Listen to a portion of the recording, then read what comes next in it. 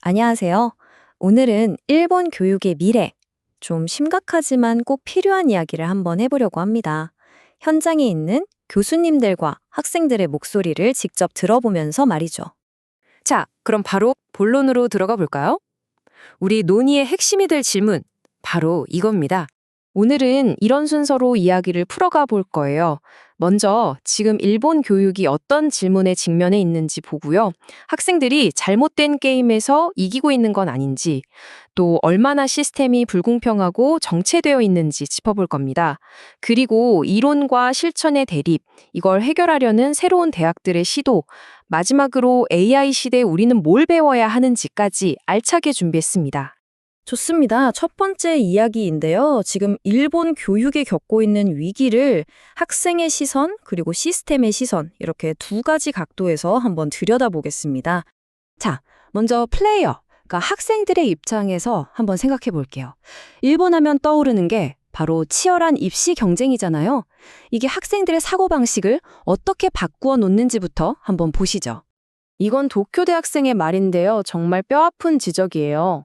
목표가 정해진 규칙을 효율적으로 공략하거나 심지어 해킹해서 이기는 게 되어버린다.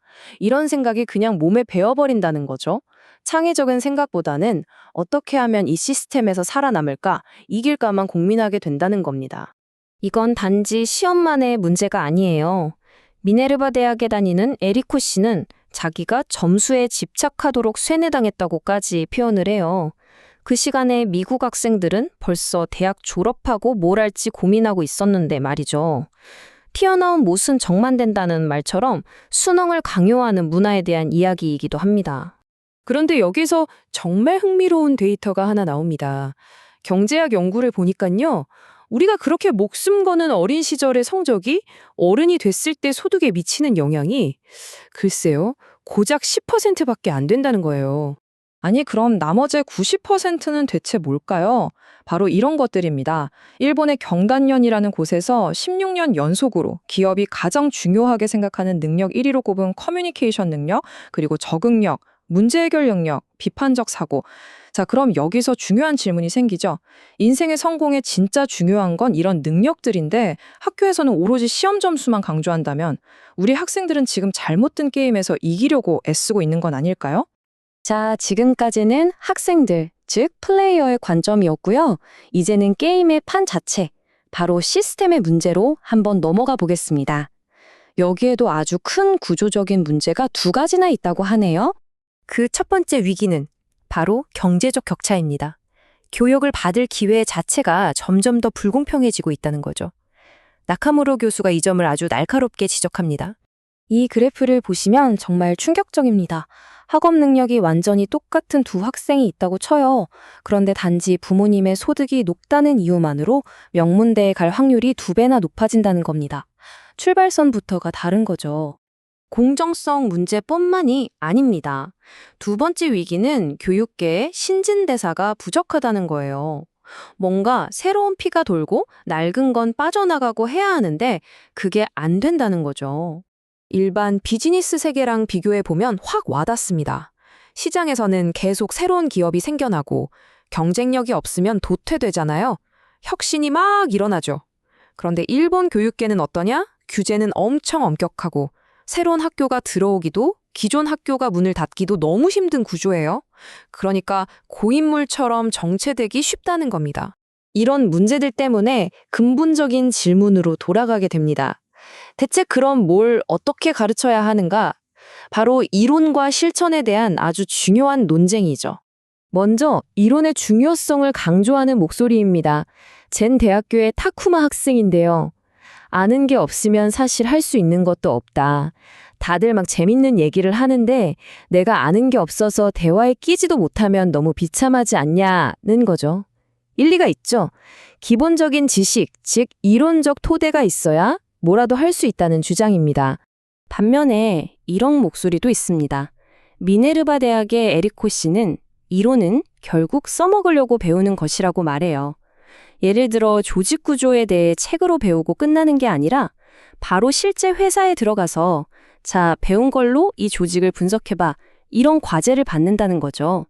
이럴 때 학습이 진짜 내 것이 된다는 겁니다. 자, 들어보니까 어떠세요? 사실 정답은 이론이냐 실천이냐 둘 중 하나를 고르는 게 아닌 것 같아요. 핵심은 이 둘을 계속해서 연결하는 고리를 만드는 겁니다.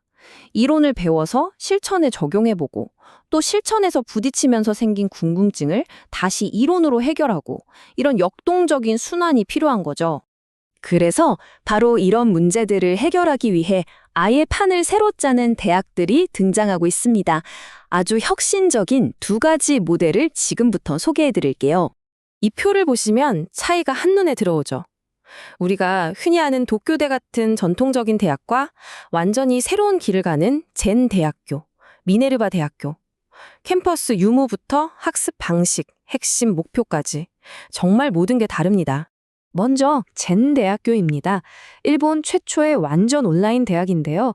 비싼 등록금, 정해진 시간표 같은 기존 대학의 틀을 완전히 깨버렸어요. 누구나 언제, 어디서든 프로젝트 기반으로 실용적인 AI나 디지털 기술을 배울 수 있게 한 거죠. 다음은 미네르바 대학교. 여긴 더 파격적입니다. 아예 캠퍼스라는 개념이 없어요. 학생들이 4년 동안 무려 4개 대륙을 돌면서 생활하고 배웁니다. 강의는 토론식으로, 과제는 현재에서 실제 문제를 해결하는 프로젝트로 진행돼요. 아까 말했던 잘못 든 게임에서 이기는 문제를 예측 불가능한 진짜 세상에 학생들을 던져 넣음으로써 해결하려는 거죠. 자, 이렇게 교육계의 새로운 시도들을 살펴봤는데요. 그럼 이 모든 논의가 곧 닥쳐올 인공지능, AI 시대에 우리에게 던지는 메시지는 뭘까요? 마지막으로 궁극적인 교훈을 정리해 보겠습니다.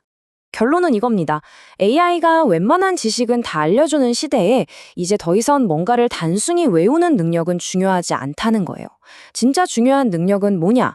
바로 계속해서 생각하는 힘, 그리고 시대의 변화에 맞춰 자신의 가치관을 계속 업데이트하는 능력이라는데 모두가 동의하고 있습니다.